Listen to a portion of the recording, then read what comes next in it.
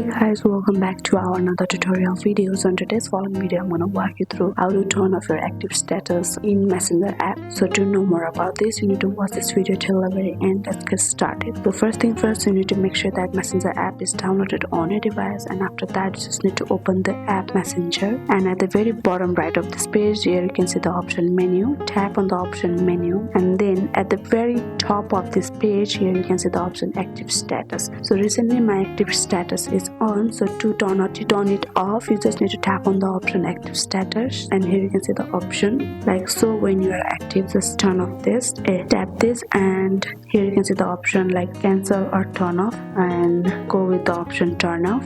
And so that's how your active status is officially turned off on your device in Messenger app. So that's how you can do it. So that's it for today. Hope this video helped you. If this video helped you, do not forget to like, subscribe, and hit the bell icon of our channel. Thank you, and see you in the next video.